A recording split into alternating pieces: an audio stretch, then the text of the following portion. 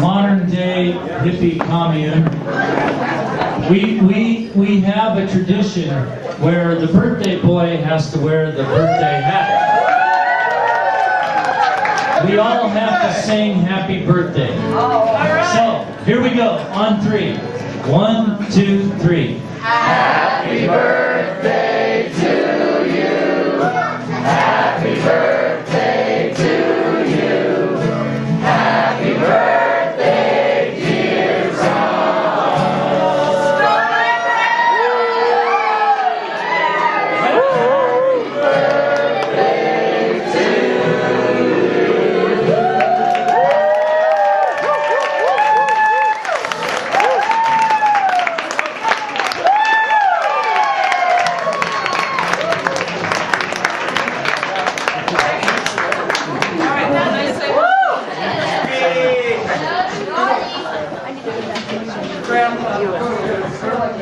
Grandpa, Stubbly, Murph, Dad, Dent, Ross, Ray.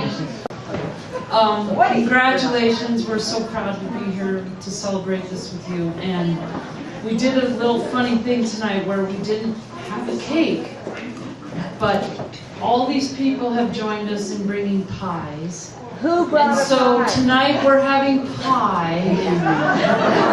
And there's only one other thing I want you to...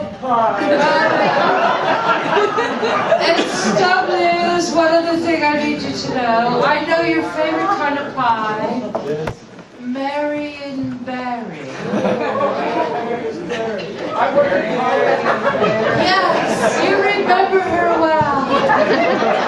Anyway, Stubbly, there is 6 pies baked for you by my friend Kathy and I that are of the Mary and Barry. I have no idea how they turned out because we don't know anything about Mary and Barry. But we flew them in from Oregon so you could have Mary and Barry pie. Anyway, if you don't care for Mary and Barry, there's many other varieties. But there's only one small glitch. We forgot the ice cream. I forgot the ice cream. Rich forgot the ice cream. Other than that,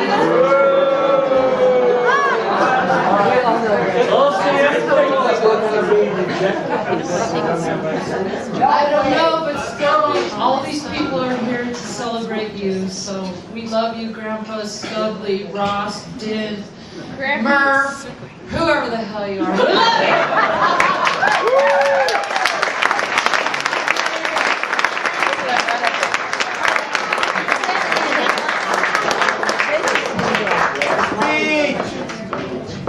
Daddy, on your 80th birthday, we want you to know that we'll always remember you as one of the kindest little angels. We'll always remember you. You're an angel to us. God bless you.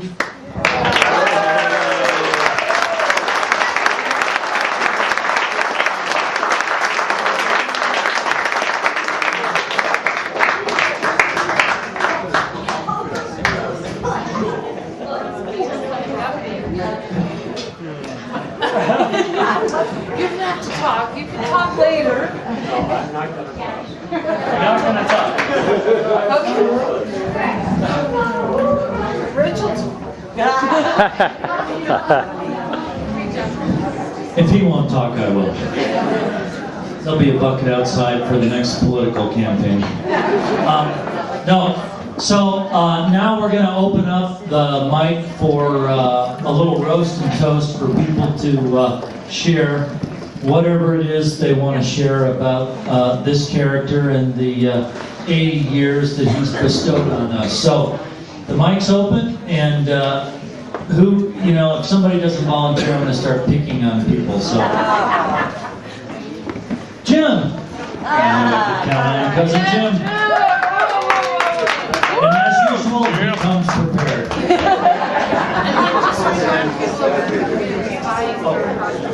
Sorry, I've been reminded, and I have to be given that I forgot the ice cream. The they're gonna serve pie and coffee, so they'll just come around and ask you for what you want. So be ready with your pie order. Okay.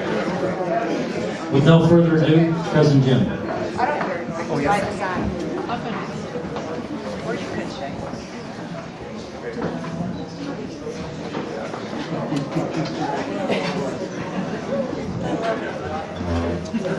I didn't get the Grange speaking gene that so many of them have, so I needed to prepare a couple things for the special person. But there's a quote that it's not the years in your life, but it's the life in your years that count.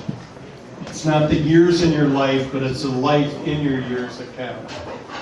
And there are few people, very few people, who have crammed more life into 80 years than Uncle Dent. And if you look at my uncle here next to me and the hugs, you can see in that tribute of hugs is where he spent a lot of those years. And he has been a special source of inspiration, encouragement, and spirit to me in my 52 years. And there have been so many memories. He extended a very busy business trip when he was traveling so much and visited me in Montana in 1976 when I was going to school. And he encouraged me at that time about my funky 8x38 trailer that everybody else said, Jim, bad idea on trailers, you'll always lose money on trailers. It encouraged me, and trailers have been good to me. How good? How good? Trailers have been good. It did encourage. Where you're living. It did encourage Pam and I. Oh, I didn't see the glass. It encouraged Pam and I to jump off the corporate bandwagon and move to New Zealand when others thought it was crazy to leave a good job and peak in my career. And he and Murph always been there for our family, and were there for Pam and I when we moved to Colorado 24 years ago, putting us up for several weeks when we settled in. And he's always been there for all of our 3 kids from birth to graduation, encouraging everybody along the way with his presence, his thoughtful cards and notes, and attending almost every important event in their lives. And as all of you know, it's Dent that's there also in the tough times. He's the first to call. He's the first to pitch in. He's the first to help. And then when I talk about his spirit, it's that 2 thumbs up spirit. At 70 years old, when he came to visit us in New Zealand, I had to talk him out of bungee jumping. However, he did go up in a glider in New Zealand, and actually the pilot was older than Dent. A 76-year-old pilot made me a little bit nervous, but those knees couldn't have taken the bungee stretch. But I've been so blessed to have a second father, a special uncle, a mentor, and a friend in Dent. And he's been so generous with his time, and we have had so many fun experiences, camping and fishing, hunting trips, and oh my gosh, all over the years we've done so many different things together. Even this last, just recently, this last September, many of you have probably heard of these farm trips, but then I drove to Nebraska and met my brother and dad, and we've done so many of those, and we just had more laughs and more fun than you can imagine, and stories and spending time together. And I appreciate tonight being able to have time to share some of my thoughts and memories about Dent. As you all know, that Dent won't let you compliment him. He always turns things around and turns it into a compliment of you or a supportive statement of you. And in closing, there's really no greater sign of love and admiration for a person than when you're in a difficult spot in your life or when you're in a challenging part of your life, then who do you think of immediately? I think of my Uncle Dent, and I ask myself, how would Dent react? And Dent, your encouragement is always with me, your spirit. You're always leaning on me, saying, hey Jim, keep pushing, lean into it, lean into it. So Dent, we've been so blessed to have you in our lives, and I think we need to pass on that encouragement and that spirit to others, and that's really Dent's legacy. So thank you.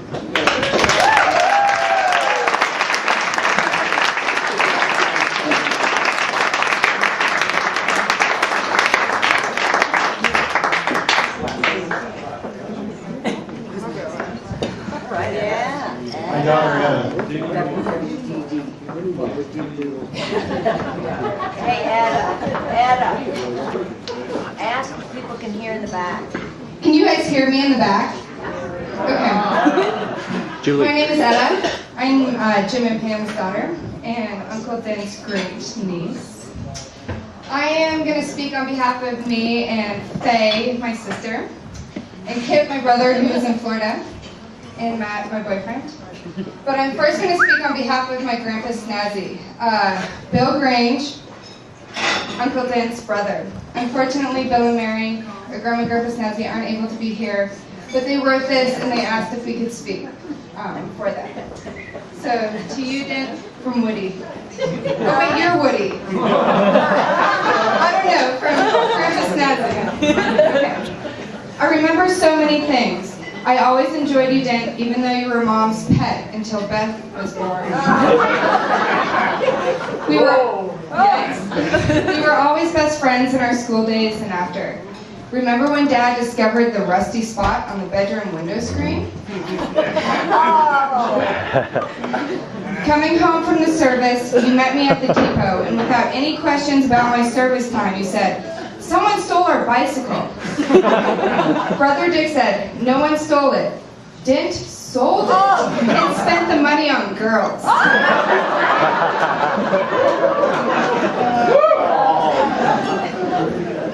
Some other memories. Going to Northern together and later the Grange boys and their girlfriends. We both got married the same month and the same year. I bought 2 diamond rings that year. One for me and one for you. Life moved on quickly with 5 children each. The kids got along and loved their cousins. There were many family trips to Wisconsin, Danny Negros, the Tetons, Tent City, Denver, and the mountains, and later the 4 of us with Beth and Roy to Alaska. All good memories. Our whole lives have been filled with shared memories. Most recently, our winters together on Padre Island and always hunting, from the time we were kids until the past years on the Elm Creek farm. How great are the memories that we've shared, Dent. Happy 80th Woody. Love, Bill and Mary.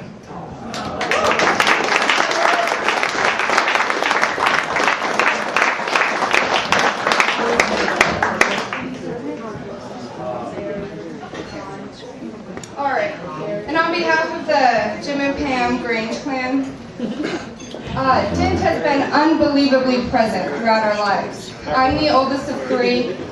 Dent and Murph were the first people at the hospital after I was born. Dent and Murph were there at my elementary school graduation, my middle school, my high school, and my college. They were at our ice skating competitions, our piano recitals, our lacrosse games, our musical concerts. They were always there, supporting and loving us, unconditionally, and no judgment. I really knew that, Matt and I started dating 3 years ago, and just this past year, he was finally invited to the guy hunting trip in Nebraska, which is a big step. And I was a little bit nervous, because it's always scary about the boyfriend and the father. But I knew he was going to be okay, because Uncle Dent was there. The close talking, the thumbs up, the hugs, it was going to be okay. I also knew things were going to be good. Mom and Dad celebrated their 25th anniversary 3 years ago, about. 2. Matt and I were recently dating. Mom and Dad had our priest come to the house and they renewed their vows. The priest thought it'd be fun for Dent to dress up like the priest and marry Matt and I. They've been dating for less than a month at the time. This picture shows us with their faces. I could see Dad was a little bit nervous, but Dent, again, made it wonderful. Last night, Faye spent the night with Matt and I, and we were talking about the theory of reincarnation.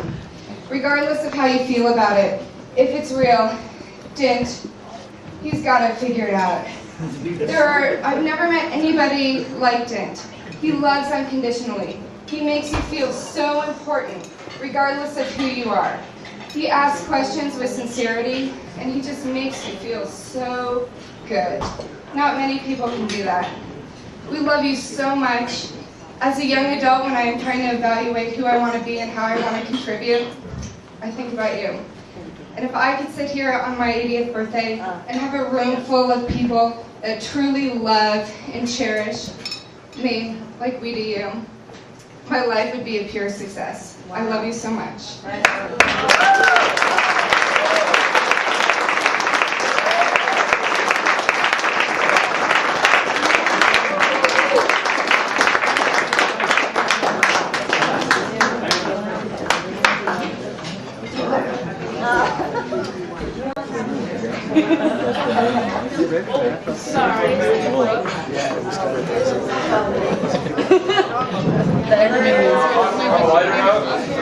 So that's not gonna work. I'm Jan. I'm Greg and Suzanne's son. I just have a little story about France and grandparents being there. I was about 5, and they were down there, and we decided to take a trip down to the south and kind of just check out everything around there. Grandpa was really adamant about trying to speak French. I wasn't too pleased about that. So we'd go in together into places, and Grandpa would start trying to speak. And be like, Grandpa, stop it! You need to stop speaking French. I got you handled. And for the most part, I was their translator. It was a really lame, short story, but that's all I got.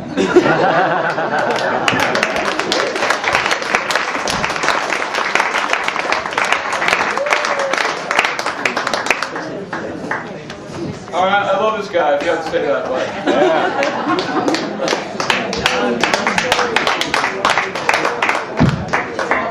All right, my name's David. I'm Ross's grandson and son of Mary and David. We happen to be neighbors, and I'm representing my sister also. Just kind of wanted to reflect on experience. 2 years ago, Grandpa and I decided we'd embark on rebuilding his entire split rail fence. All 50-some posts and concrete in every single one of them. And by golly, every day for that month, Grandpa was out there at 8 in the morning getting everything ready, slaying the jackhammer, getting ready to go. And there was not one day that he wasn't out there working right next to me. And also, he's been probably the greatest fan for every single one of my sporting events. He actually invited the entire basketball team. They couldn't come, obviously, but they all recognize that he's at every single game, and they all know him by name, and he's always there after the game. Cool. And they always tell me how much they love it when they see him there, because he's by far the loudest one in the stands. And it is awesome. And I'm just so proud to have him as my grandpa and as my neighbor. And he's one hell of a role model. Yeah.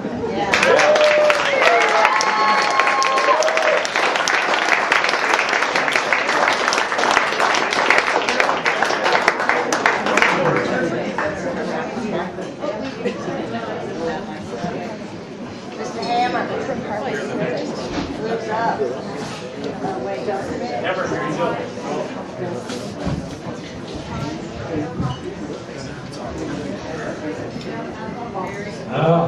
After all this time, I'm going to have to bare my soul. He's really and truly one of the nicest people I've ever met, but he sure is a I don't know whether I can handle that silly hat, so I'll look at you folks.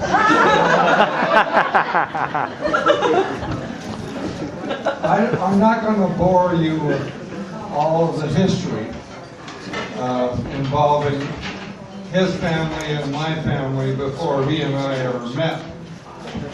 But he was gracious enough to meet me at an airplane over in Hawaii when I arrived there in, I think it was '06 or something. But he put me to work right away. It happened to be a Saturday, so he was nice enough to invite me over. But what he really wanted was somebody to babysit with Greg while they went to church. But that was a worthwhile experience because I did a lot of babysitting after that. Not with his kids, but with my own. So we have crossed paths and been on the same path many times in the 60 years or whatever it was. Because he knew a lot of my family and I knew a lot of his family before he and I ever met. But the thing I've never been able to figure out is how he could ever convince Murph to cohabitate with him. Maybe that wasn't a fair statement. But I don't know, he must have caught her in the weak moment.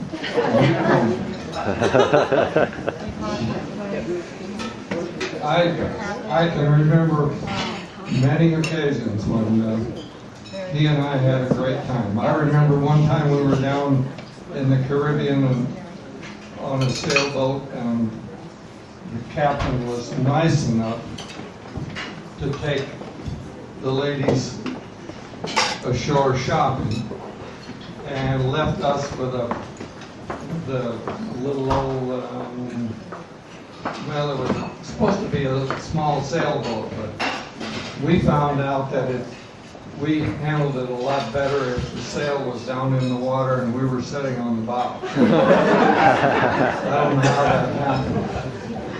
But we were left there all alone with the first mate and the cabin boy. Well, the first mate was a nurse from England, and the cabin boy was a nice young gal from Canada.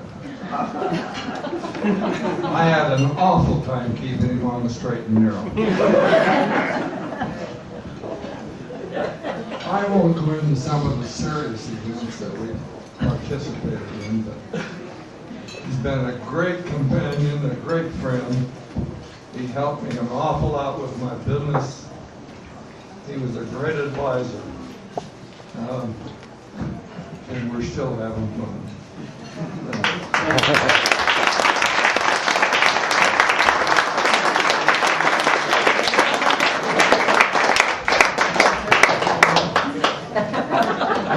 I promised that.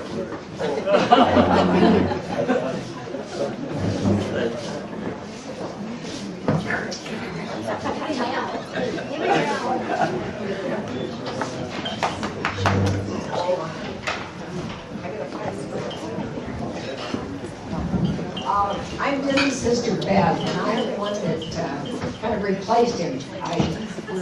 About 5 years, he's 5 years older than I am. So he was never very happy to see me as kids. But in fact, we were laughing earlier about the fact that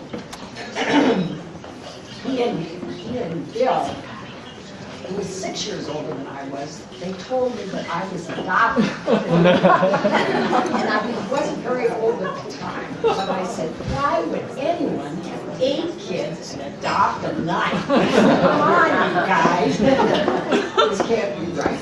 Anyway, he's been a wonderful brother, and I don't know what, I'm so grateful that he's been in my life all these years. I had to be here for his 80th birthday. And I wish you Biddy love for your heart, joy for your spirit, and peace for your soul. I love you so much.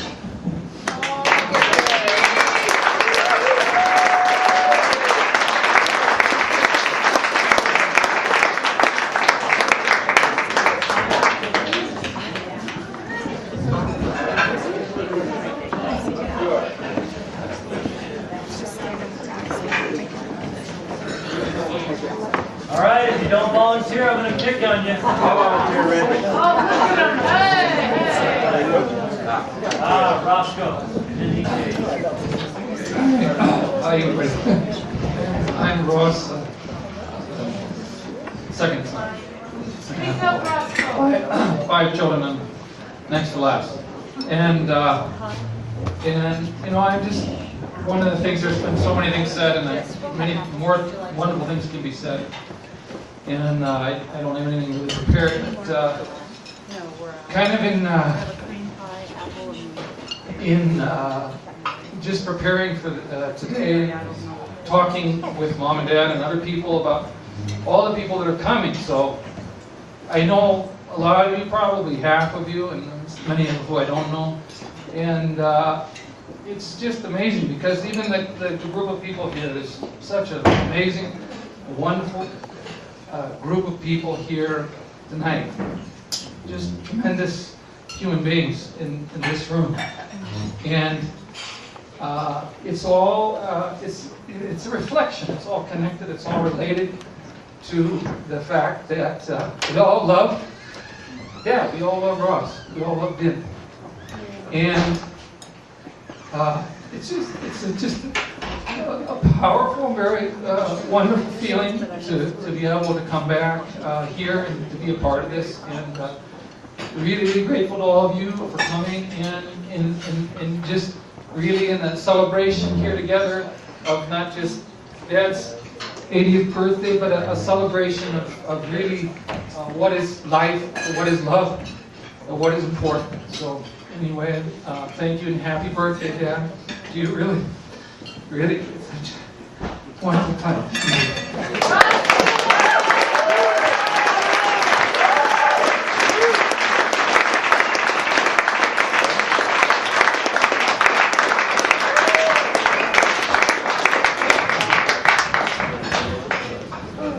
Well, our family moved in to a neighborhood in East Denver. I think it was about 45 years ago, and that's when we met the Grange family. And somewhere along the line, the Grange family and the Albright family kind of merged into one, to where kind of the lines or the responsibilities were kind of blurred, and that's kind of the way I've always felt about the Granges. And with Murph and Ross and everything, you know, everybody talks about all these loving images of Ross. But one of the images I have of Ross is Greg, and they had this red Corvair car, and Greg and I, our parents went out for the evening, and whenever they'd go out, we'd take the car out. So this one time we drive up to the garage, hit the garage door opener, and the garage door opens, and there's this red-faced man with smoke coming out. And if you think Ross is really lovable, you should have met him that way. I don't mean So then, Ross and my father took, all of the boys hunting. My brother Greg's is here, and Ross and Richard and Greg and I. And we were out on this one hunting trip, and we decided that we were out, you know, walking the fields, and we saw these white birds that were down on this pond. And so we walked down, and we got all of them. We didn't miss a shot. And we came back to Ross and my dad Ed, carrying these big geese. There was one problem: tame geese. You remember that, Ross? So both Ed and Ross were horrified. They're grabbing them, hiding them behind the seat.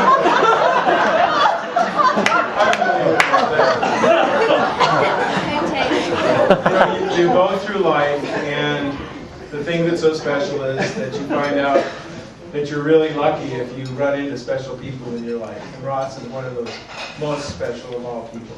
We love him to death.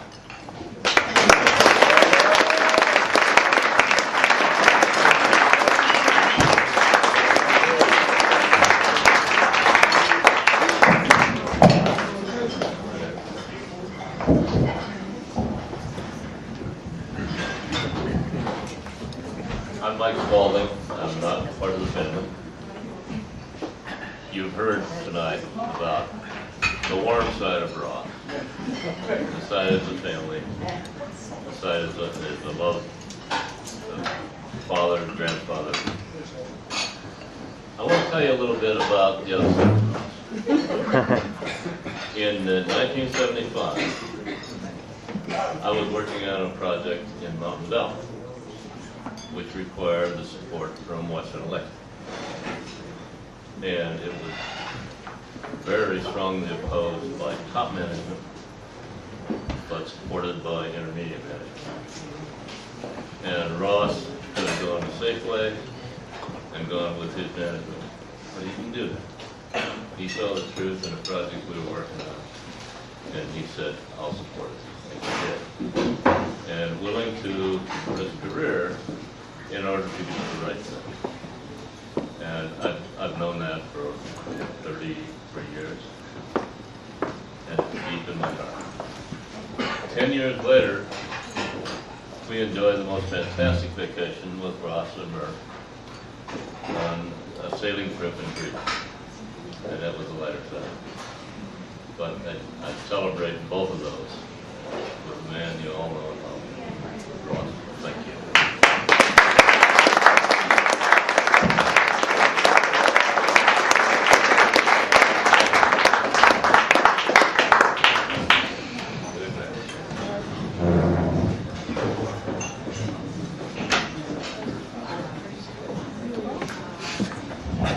Now comes the international part of Ross's life, where Carlos and Lucero, and I think every time we talk to Ross and Merv over the phone, which is quite often, we always thank God for their friendship, for their love, and for the wonderful experiences we have shared together all along our friendship.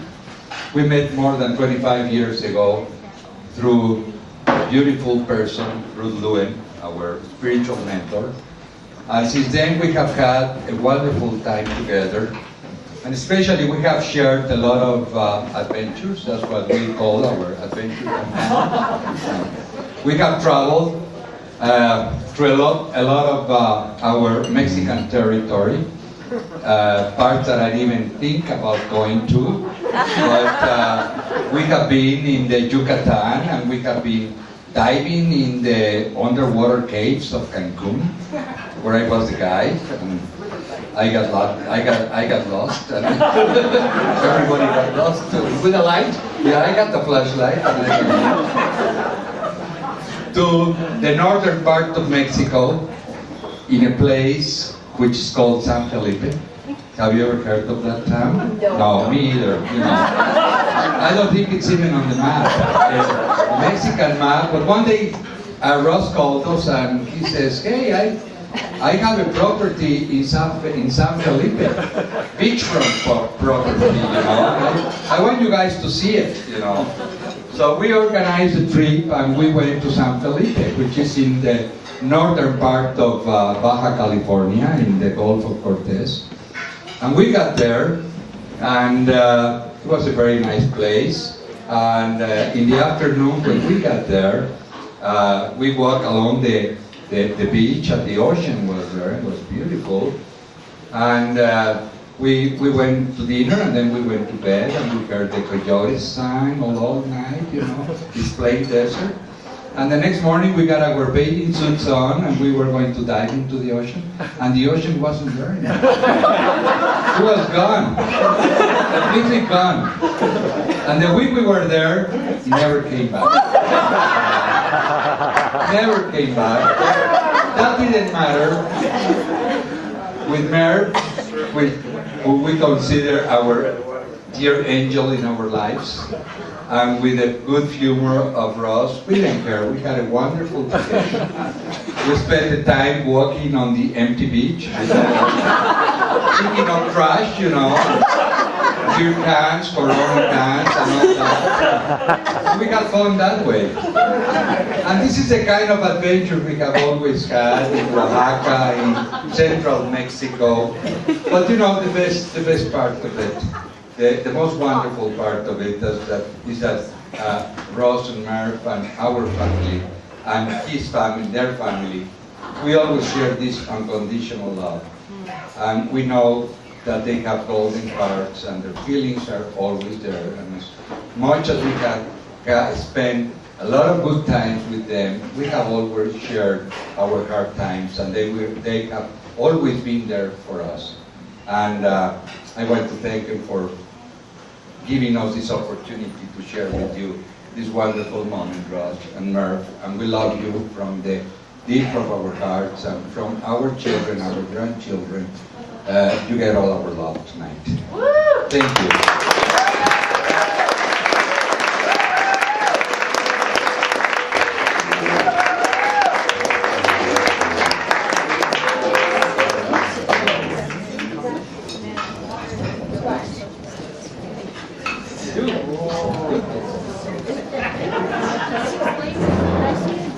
I'm Jensen, a grandnephew. I just had a small joke. Well, it's kind of a play of a joke. Where can you always find peace, love, and understanding? Where? Where? In Din.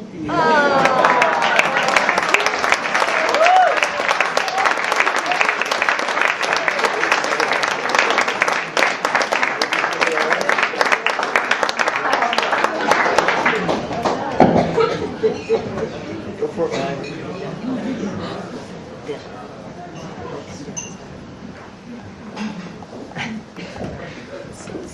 I'm John Grange. I'm a nephew, and we moved to Denver in 1982, and refugees from the oil industry.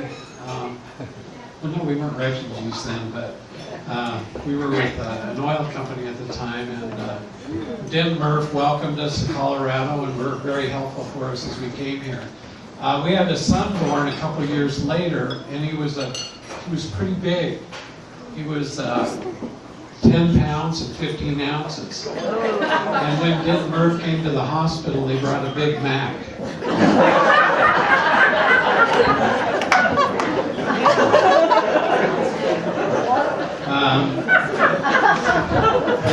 Some people think that the Grange boys are cheap, and I don't know where that comes from.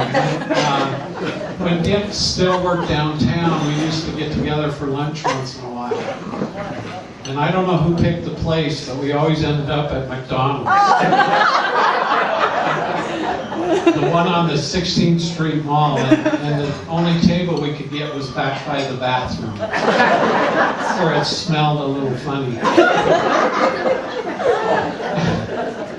We have a lot of good memories of Tim and Murph, a lot of times at their home for Thanksgiving and other special occasions. And they've always been really good to us, and I'd like to thank them for that. My dad, Jim, is 91. And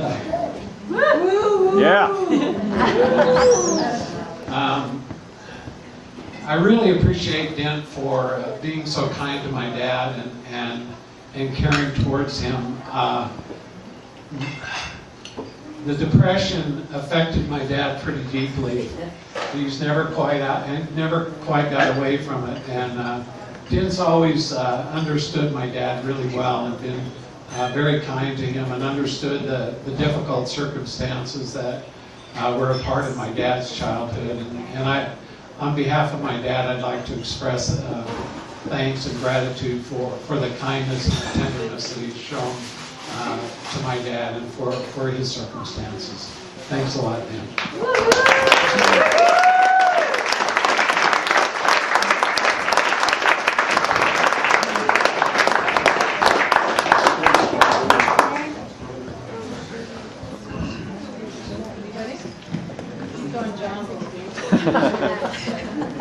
good rambler. So my name is Matt Birdie. I have not known Ross that long. I came here to Seattle in 2001 to work for Rich. And I knew Ross for a couple years before I really got to know him. We worked on a project together. Anyway, the toast is that Ross has taught me, at that time he taught me to remember people's names. I think he remembers the name of every person he's ever met. And he taught me to listen to what people say when they're talking. And that is an incredible thing, an incredible gift. He's such a warm person. And the roast is, he taught me that you better listen to him. Or you might have to step outside. So there's one story about stepping outside. Ross and I worked on a project together, and we built out the new office space where NGT is. And Ross had a ton of things going on. He put it all together. He got all these different parties involved and built out this phenomenal office space. And at one point, Ron over here found him some carpet. Can I tell this story, Ross? So, Ross had this carpet. It was going to be perfect for our office space. And it was all set up. He was going to go down to, send some guys down to another office. It was going to be all bundled up. He was going to pick it up. Well, the guys went down there to that office space, and surprisingly, the carpet was gone. And Ross found out who took that carpet. And he might have been the CEO of another company, but Ross had some words to say to him. In the end, we got that carpet back. So, anyway, Ross is such an incredible person. The last thing I want to say is that he taught me something. That I'm a parent. And he told me something about being a parent. And he said something that, as I hear what other people around here have said, I think maybe is not 100% true. He told me that he had been fairly conservative, which I'm not so sure about now, hearing these stories of your childhood. And he learned that his children would love him as he was, as a father. But if he wanted them to be his friend, he and Mert both decided that they had to open up and become more open and accepting, and that's how they would change. So Ross, at 80 years old, he's still changing. He's changed throughout his life because he knows to always be open to change and new things. And he said that that is what he had to do. Maybe it was for his children to be friends with him, as he said, or maybe it's who he's always been. But he's a wonderful person. Thank you.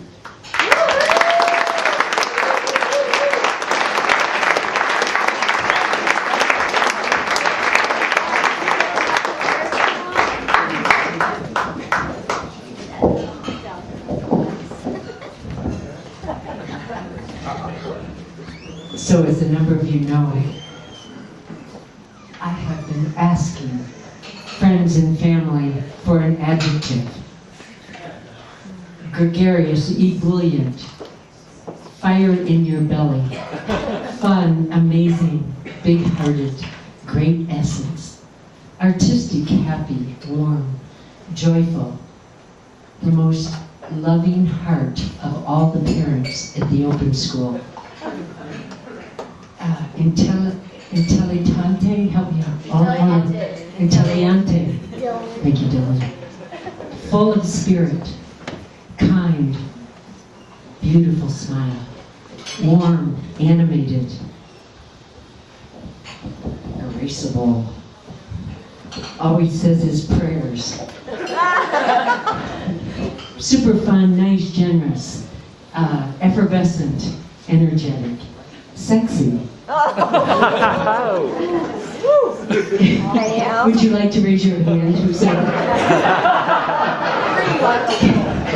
Cuddly, childlike, a nut, feisty, effervescent, forever optimistic, frugal, warm, fuzzy, vibrant, always makes you feel great.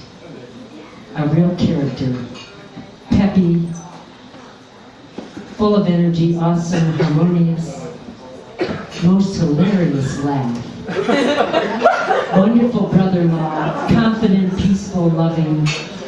wise, and we all know, and I raise my glass, that you, Ross, Stubb, and all those other names have touched, moved, and inspired us in some way or another. Thank you so much.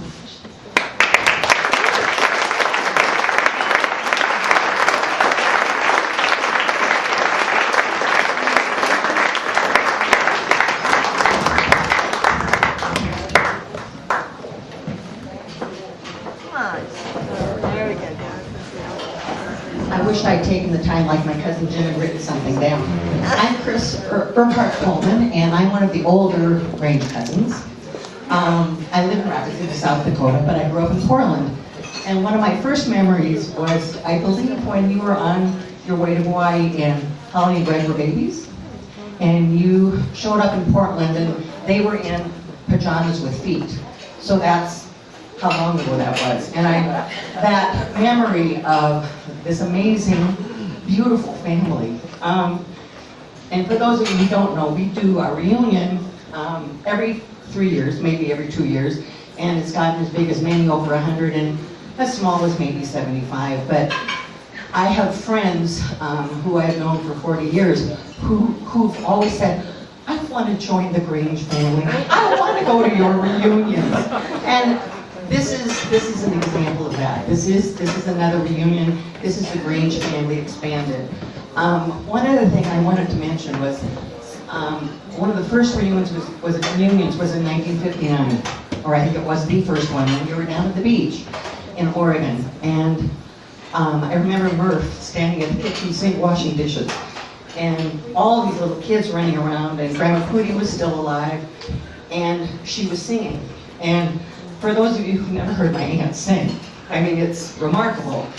And Dad came walking in and looked over at her. And if there was ever,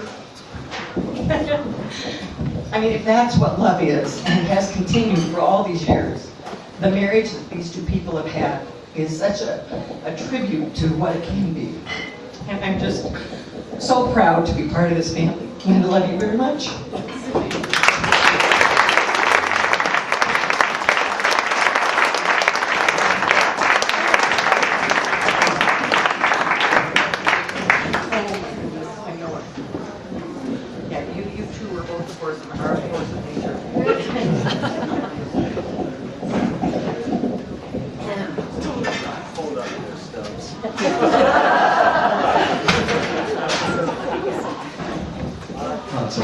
Take a seat. I'm Joshua. I'm Holly's son. I've had the blessing in my life to have a large extended family. I was adopted, and nevertheless, always kept very close contact with both Gramps and Gramps. And as everybody, I just want to echo the thoughts that everybody else has said tonight, because no matter what the circumstance, these two have always gone way out of their way to come and be involved in my life. And I can't say how much that has meant to me, and this won't be the last time I'll tell you. But I wanted to be able to get up here and share it with all of you, and let you know, just from a different perspective, that just the impact that these guys have had in my life. And the inspiration, the how I choose to model myself in the future, I can use the Stubbs template. I can look to that and say, you know, how am I measuring up here? Am I doing okay? And if a measure of a man can be told, it's told in this man right here. And I just thought it important to share that, and I'm going to let him grab the mic now because I see he wants it. So, no, not yet. Yeah, actually, we got another. But if you have a glass on you, raise it up. Let's toast. Let's toast. It's about time. Here, here. Happy birthday.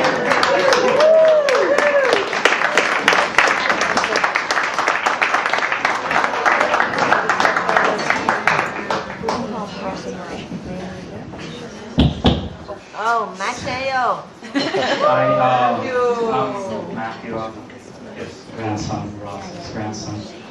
I just wanted to celebrate the fact that a man could bring so many people together, and that it's still possible to bring love to people. You know, I think it's amazing that all of us here are here because of my grandpa and what he's meant for all of us. You know, he's been such a giving, caring person, and being able to take so many people in his life.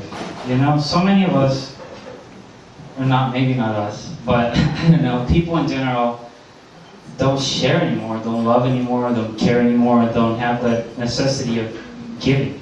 You know, and I think that's what my grandfather's done all through his life. You know, being able to make people laugh, make them smile, understand them, give them advice. I think it's just beautiful, you know.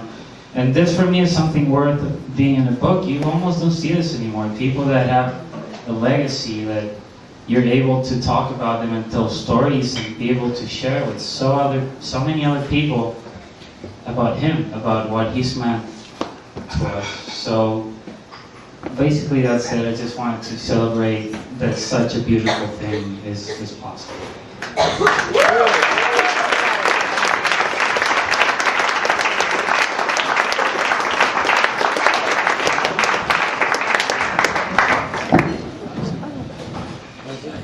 We're not done, Grampy. We're not done. Sit down, Grampy. Stretch your legs. Wow. How do you do this? I'm really honored to be here. I think I might be the only one of Ranger's workmates that are here, and that's extra special for me. Sorry. I can tell you a couple little stories to demonstrate what some of the people have said about Ross's ability to really know people and to understand them. I was working with Ross as one of his line supervisors. Ross was the general manager of a rather good-sized facility, and he had 3 or 4 first lieutenants, and Ross's office had a door that opened to all these interconnecting offices of his lieutenants. And you could, from Ross's desk, you could look right down all these open doors and see if all these clowns were working or not. So Ross very seldom took a lunch break, so one lunch hour, he was sitting at his desk working. We'd had a snow the night before, so one of his lieutenants goes out and makes a snowball and goes back to his office, and his office was the furthest one away, probably a good 90 feet. He winds up and lets his snowball fly, and it hits the wall right over Ross's head. It starts dripping down the wall. Ross didn't even look up, and he hollered, "Grandma, get in here!" He knew exactly who it was. There's a visual. So how do I say happy birthday to a guy, a fella I've known for over 40 years?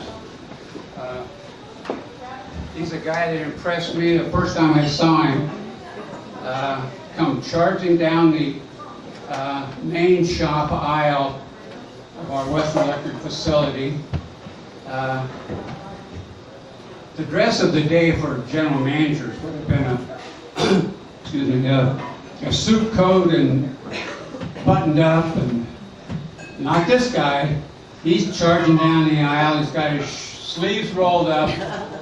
He's got a gleam in his eyes and a steady handshake for anybody that he can corner. And I thought to myself, you know, this guy's ready to go to work. He's here to really help us solve these many problems we've been having, and he's going to straighten this place out, and we'll all be able to be proud of it again. And you know what? He did. He did. It did. We all did. And thanks to Ross, we did become a class operation. And we did get to be proud of it again. So it's a great honor and a pleasure to wish him a happy 80th birthday. And if you get the idea this is a man I think the world of, then you're absolutely right.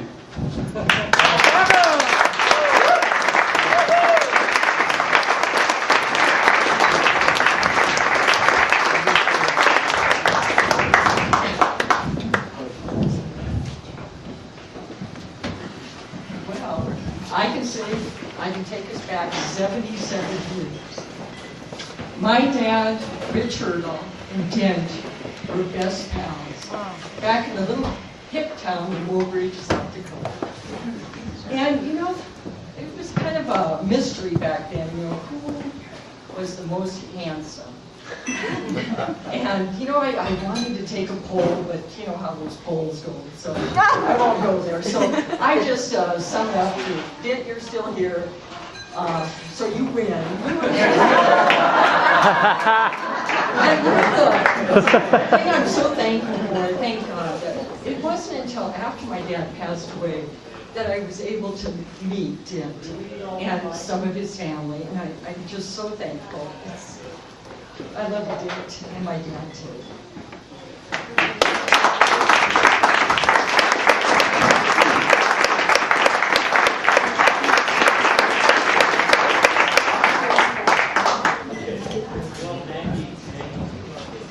Oh no. Wait, who's next?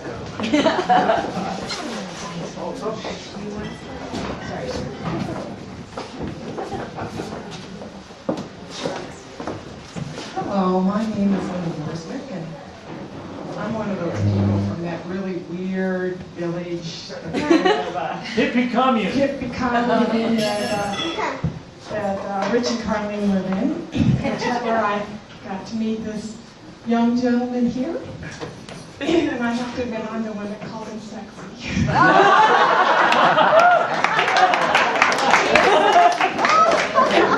And all the things that we've heard about him tonight, all the wonderful things that we need to emulate.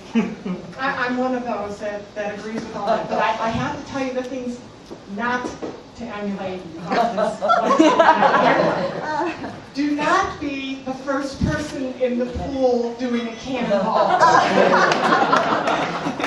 Try not to be the guy on the surfboard that gets Maytagged. Try not to be the guy that drives nonstop to Padre Island and gets there first and comes back with a sore back. And try not to be the guy that always needs to be treated because he's always been up to something crazy. I'm his physical therapist. He's putting back together after all of his crazy. We love you.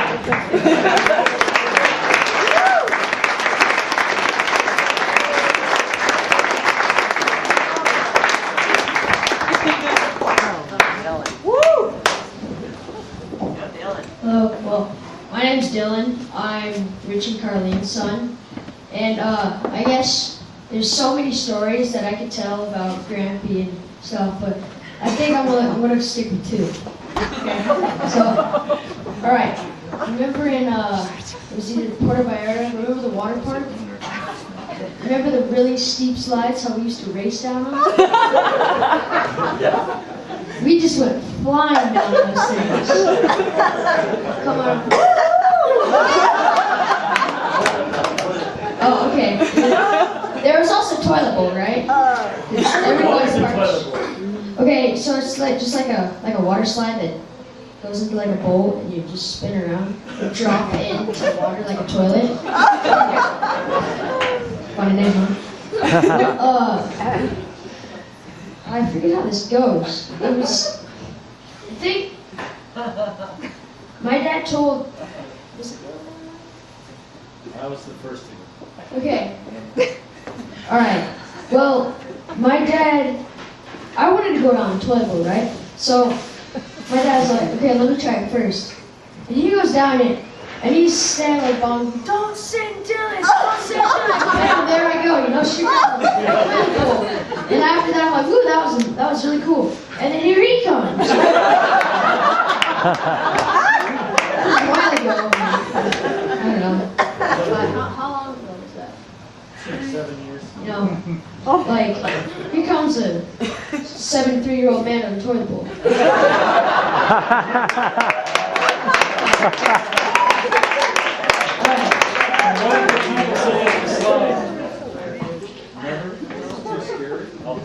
Okay. Okay, the second story I have to tell. Story, I'm saying. But, he told me all of his childhood stories. All the bad ones. All the bad ones. Oh, look at Grampy. He's like, don't do that. Don't tell. So,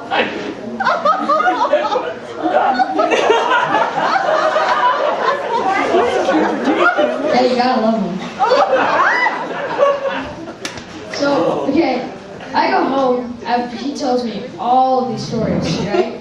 And I tell my friends, right? A friend, I don't know, maybe a week later he comes, and I'm like, hey Grampy, why don't you tell Arlo about this story? He's like, no.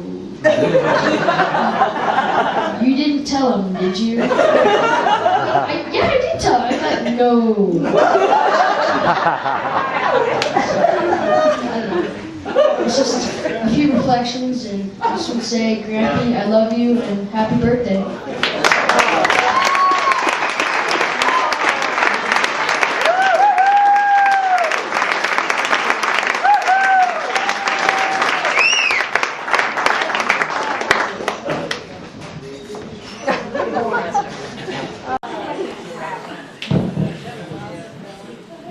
So, what? Yeah, we're gonna, I guess, wrap it up so that we can party on. And you know, anybody certainly who has something to say is more than welcome. But what an incredible journey it's been.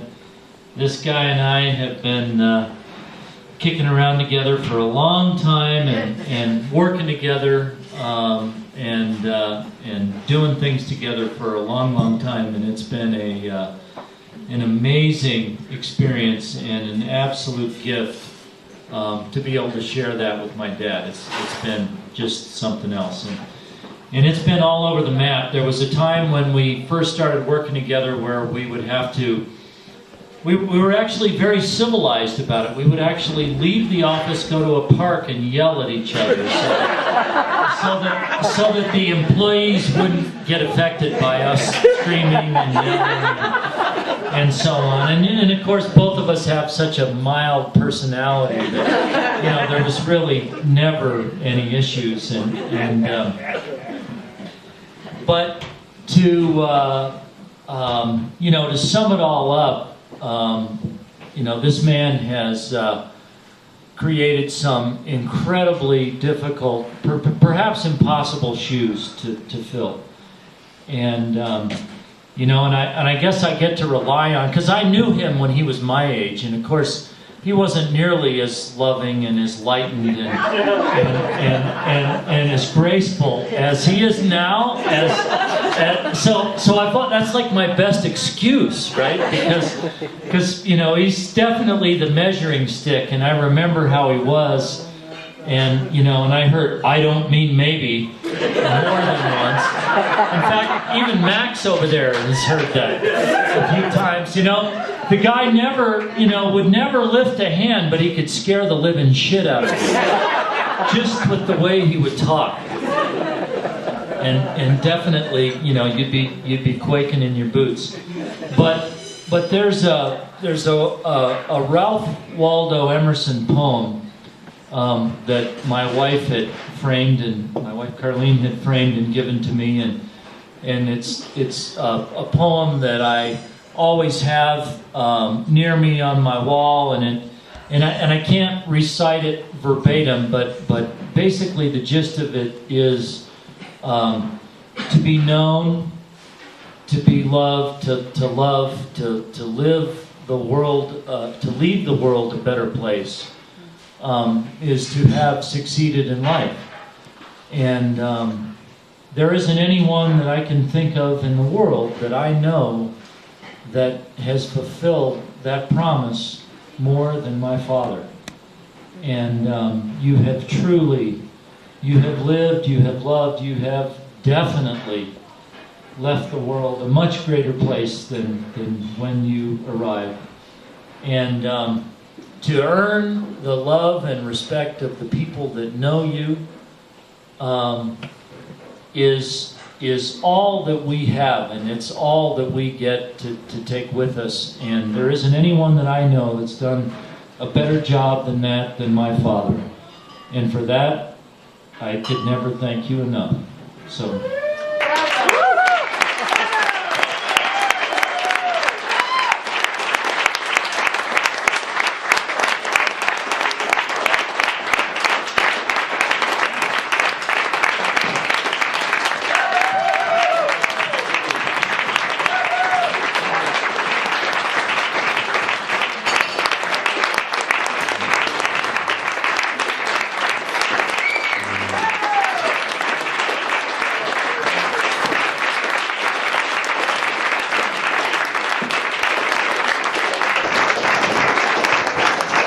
Thank you very much.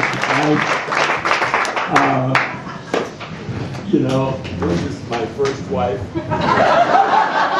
and my only wife, and frankly, the only woman that I've ever known in my life.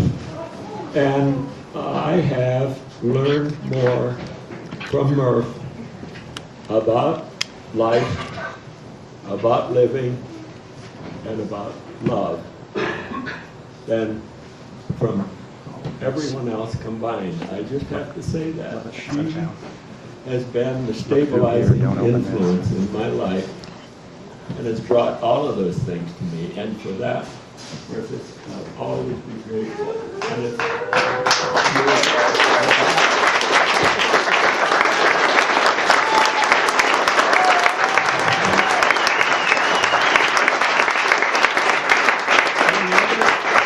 the other thing is that I was, as Bethy mentioned, you know, the second to the youngest of 9 children.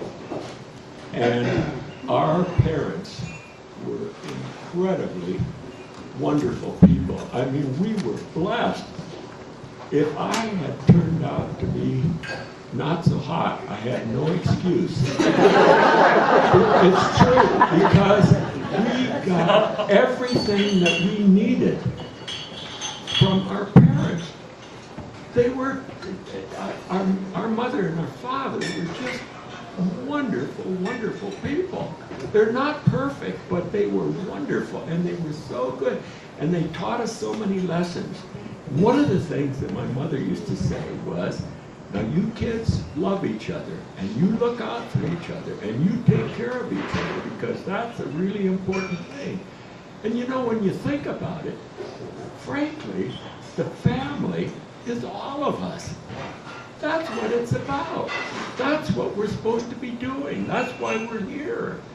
And that's why it's so important to be concerned about other people and to let them know that. And if you can do it in a happy and joyful way, it's even more important, and it has more of an impact. So that's the kind of thing that we all have to concentrate on. And my dad was a disciplinarian, but he was a wonderful guy, and he was so proud of all of those 9 children. And he had a way of expressing himself that was a little bit different. For example, he would say, yep, I've got 9 kids, and not a cross-eyed one in the bunch.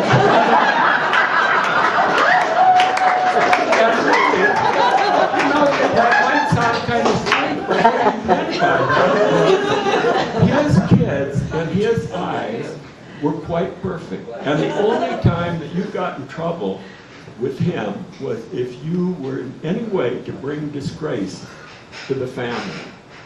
And that was a big deal. And you would, have you got any business down here, young man? And if you don't, you better get home and I'll tend to you when I get there. And if that wouldn't scare you to death, and he had a voice like a bullhorn. But you always So that's where you got it. you knew you were loved because when he gave you a spanking, or a whipping, as we used to say, he cried as hard as you did. And you know what? That again that's the stuff that we all need and that we all rely on, that kind of binds us together. And before I forget, I wanted to thank Carlene, especially because man, she worked hard on this. All of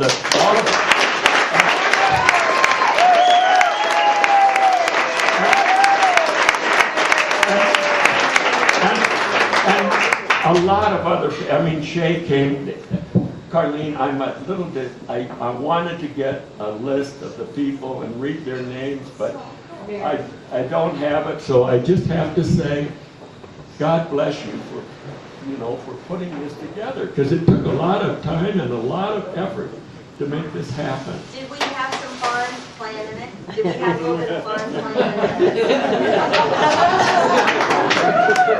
Anyway, Rich kind of mentioned about this, and I was going to say that somebody said, but I'm going to mention, I'm going to drop a name because this just blew me away when I read this quotation, because it comes from, if not the richest man in the world, one of the richest, and that's Warren Buffett, the Oracle of Omaha. And what he said about life was, and about success, was that if the people that you really love and care for also care and love you equally, you have lived a successful life. And man, oh man, I like that because I feel incredibly successful.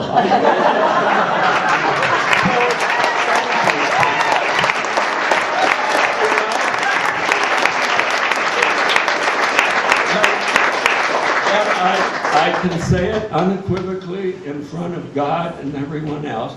I love all of you dearly and I care about you. And you mean a great deal to me in every way. That's just, and you know what? I think that's life.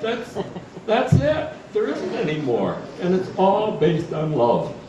So thank you so much for a wonderful, wonderful evening.